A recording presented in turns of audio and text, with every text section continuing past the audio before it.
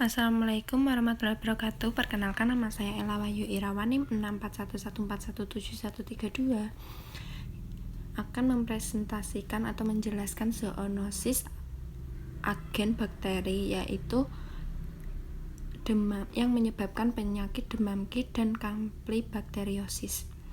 Yang pertama yaitu demam Ki. Demam Ki adalah penyakit menular pada manusia dan hewan yang disebabkan oleh bakteri Coxiella burnetii. Bakteri ini tidak banyak ditemukan, tetapi dapat diidentifikasi pada sapi, domba, kambing, dan mamalia domestik lainnya termasuk kucing dan anjing. Infeksi terjadi inhalasi varian sel kecil seperti spora dan melalui kontak dengan susu, urin, tinja, lendir, vagina, atau semen hewan yang terinfeksi. Masa inkubasinya berkisar antara 14-21 hari. Manusia rentan terhadap demam Ki dan infeksi dapat terjadi bahkan dari sejumlah kecil bakteri, yaitu maksudnya di sini adalah sedikit bakteri yang menginfeksi tubuh kita itu sudah akan menyebabkan demam Ki. Yang kedua yaitu bakteri ini sangat virulen, atau satu organisme dapat menyebabkan infeksi. Sumber infeksi yang umumnya adalah menghirup debu yang terkontaminasi, kontak dengan susu, daging, atau wol yang terkontaminasi, dan terutama produk kelahiran. Beberapa penelitian menunjukkan lebih banyak pria yang terpengaruh dibandingkan wanita. Yang dikaitkan dengan profesi tertentu, pekerjaan yang beresiko antara lain dokter hewan, pekerja peternakan sapi feedlot, peternak, pencukur wol domba, pengangkut hewan, pekerja laboratorium yang menangani sampel hewan yang berpotensi terinfeksi atau mengunjungi rumah potong hewan. Etiologinya yaitu di sini orang terinfeksi dengan menghirup debu yang telah terkontaminasi oleh kotoran hewan yang terinfeksi, urin, susu, dan produk kelahiran yang mengandung Coxiella burnetii. Kontak langsung misalnya menyentuh dan dijilat. Orang yang sakit demam Ki dengan makan produk susu yang terkontaminasi dan tidak dipasteurisasi. Bioterorisme yaitu serangan biologis, pelepasan virus yang mengakibatkan memakan korban jiwa dan ternak atau tanaman. Bakteri Burnetii ini menyebabkan demam Ki telah digambarkan sebagai agen bioterorisme potensial. Burnetii adalah agen yang sangat menular, dalam beberapa kasus membutuhkan kurang dari 10 bakteri untuk membuat kita sakit. Bakteri Burnetii ini sangat tahan terhadap panas, pengeringan, dan banyak desinfektan umum. Patogenesisnya yaitu infeksi ini biasanya didapat dari aerosol, tetapi infeksi dengan menelan produk susu yang terkontaminasi juga dapat terjadi. Pada hewan juga pintu masuknya adalah orofaring. Organisme ini sangat menular. Dosis infeksius serendah 1 organisme. Setelah penggandaan primer di kelenjar getah bening regional, bakterimia berikutnya berlangsung selama 5-7 hari, dan organisme kemudian melokalisasi di kelenjar susu dan plasenta hewan hamil. Pada manusia biasanya infeksi akut ditandai dengan pneumonia atipikal dan hepatitis, dan mungkin ada sementara bakterimia. Penyebaran hematogen menyebabkan organisme menginfeksi hati, limpa, sumsum tulang, saluran reproduksi, dan organ lainnya. Ini diikuti oleh pembentukan lesi granulomatosa di hati dan sumsum tulang dan perkembangan endokarditis yang melibatkan katup, aorta, dan mitral. Dengan hepatitis granulomatosa menjadi yang terbanyak indikasi sering infeksi dengan bakteri tersebut. Tanda klinis yaitu yang terjadi gejalanya mirip flu dengan timbulnya demam, malaise, keringat berlebihan, sakit kepala parah, nyeri otot, nyeri sendi, kehilangan nafsu makan, gangguan pernapasan atas, batuk kering, nyeri pleuritik, kedinginan, kebingungan, dan gejala gastrointestinal seperti mual, muntah, dan diare. Tidak banyak orang yang terinfeksi tidak menunjukkan gejala tersebut. Demam Ki menyebabkan hepatitis yang memungkinkan asimptomatik atau menjadi gejala dengan malaise, demam, pembesaran hati, dan nyeri di kuadran kanan atas perut. Walaupun nilai transminase sering meningkat, penyakit kuning tak banyak terjadi. Tanda klinis selanjutnya yaitu bentuk kronis demam Ki hampir identik dengan endokarditis atau peradangan pada lapisan jantung yang dapat terjadi berbulan-bulan atau dekade setelah infeksi. Bentuk ini biasanya fatal jika tidak diobati. Namun dengan perawatan yang tepat, angka kematian turun menjadi 10%. Penanganan yaitu kurangi resiko terkena demam Ki dengan menghindari kontak dengan hewan, terutama saat hewan melahirkan. Hewan dapat terinfeksi bakteri tersebut dan tampak sehat. Jangan mengkonsumsi susu atau produk susu lainnya yang mentah. Jika Anda telah didiagnosis menderita demam Ki dan memiliki riwayat penyakit katup jantung, kelainan pembuluh darah, sistem kekebalan yang melemah, atau sedang hamil, segera bicarakan dengan pelayanan kesehatan tentang resiko terkena demam Ki kronis. Ini adalah beberapa pencegahan. Selanjutnya yaitu pengobatan.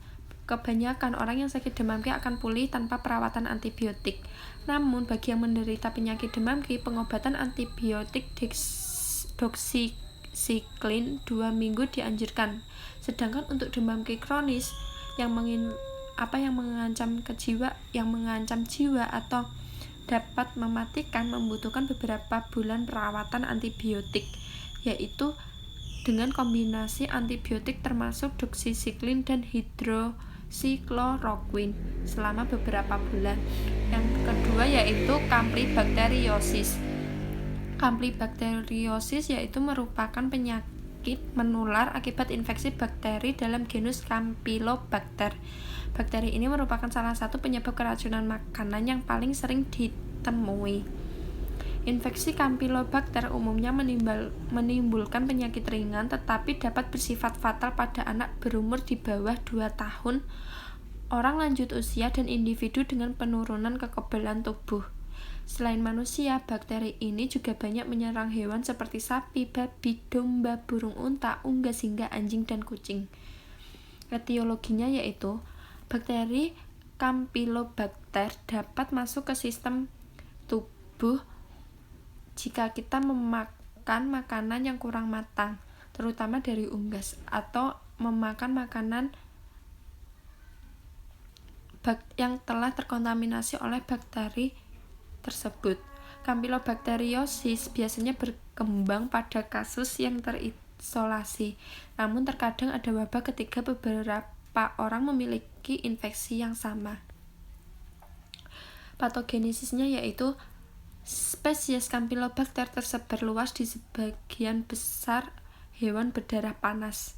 Mereka lazim pada hewan makanan seperti unggas, sapi, babi, domba, dan burung unta, dan pada hewan peliharaan termasuk kucing dan anjing. Bakteri juga telah ditemukan di kerang-kerangan. Rute utama penularan umumnya diyakini berasal dari makanan melalui daging dan produksi daging yang kurang matang serta susu mentah atau yang terkontaminasi. Air atau es yang terkontaminasi juga merupakan sumber infeksi. Campylobacteriosis adalah zoonosis, penyakit yang ditularkan ke manusia dari hewan ke produk hewani. Paling sering bangkai atau daging yang terkontaminasi oleh Campylobacter dari kotoran selama penyembelihan. Kontribusi relatif dari masing-masing sumber di atas terhadap beban penyakit secara keseluruhan tidak jelas, tetapi kontaminasi unggas yang terkontaminasi kurang matang diyakini sebagai kontributor utama. Tanda-tanda klinis yang terjadi yaitu seperti demam dan kram perut, mual dan muntah biasanya menyertai diare. Gejala-gejala ini biasanya mulai 2-5 hari setelah orang yang tersebut menelan atau terinfeksi oleh bakteri Campylobacter dan bertahan sekitar 1 minggu. Terkadang infeksi Campylobacter menyebabkan komplikasi seperti sindrom iritasi usus, kelumpuhan sementara, dan artritis. Pada orang dengan sistem kekebalan yang lemah seperti orang dengan kelainan darah, dengan AIDS, atau menerima kemoterapi, Campylobacter kadang-kadang menyebar ke aliran darah dan menyebabkan infeksi yang mengancam jiwa. Infeksi sembuh dalam 2-10 hari. Jika tidak diobati, Campylobacteriosis dapat menyebabkan konsekuensi serius bagi sejumlah kecil orang. Beberapa masalah bisa terjadi sejak dini. Salah satunya adalah infeksi kandung empedu. Mungkin juga ada komplikasi dari tahap infeksi selanjutnya. Penanganan yang pertama yaitu pengobatan. Dengan perawatan umumnya tidak diperlukan kecuali penggantian elektrolit dan rehidrasi. Perawatan antimikroba direkomendasikan dalam kasus invasif atau untuk menghilangkan keadaan pembawa yang menyimpan Campylobacter dalam tubuh mereka.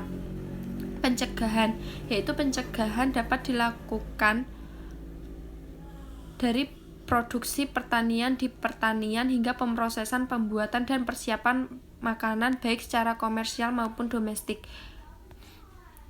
Praktik penyembelihan higienis yang baik untuk mengurangi kontaminasi karkas oleh tinja, tetapi tidak akan menjamin tidak adanya Campylobacter dari daging dan produk daging. Pelatihan penanganan makanan yang higienis untuk pekerja rumah potong hewan dan produsen daging mentah sangat penting untuk menjaga kontaminasi seminimal mungkin. Metode pencegahan terhadap infeksi di dapur domestik mirip dengan yang digunakan terhadap penyakit bakteri bawaan makanan lainnya. Perawatan bakterisida seperti pemanasan, misalnya memasak atau pasteurisasi atau iradiasi, adalah satu-satunya metode yang efektif untuk menghilangkan Campylobacter dari makanan yang terkontaminasi. Langkah-langkah untuk mengurangi prevalensi Campylobacter pada unggas termasuk peningkatan biosecurity untuk menghindari penularan Campylobacter dari lingkungan ke kawanan burung di peternakan. Opsi kontrol ini hanya layak jika burung dipelihara dalam kondisi perumahan tertutup. Sekian penjelasan zoonosis agen bakteri dari saya. Wassalamualaikum warahmatullahi wabarakatuh.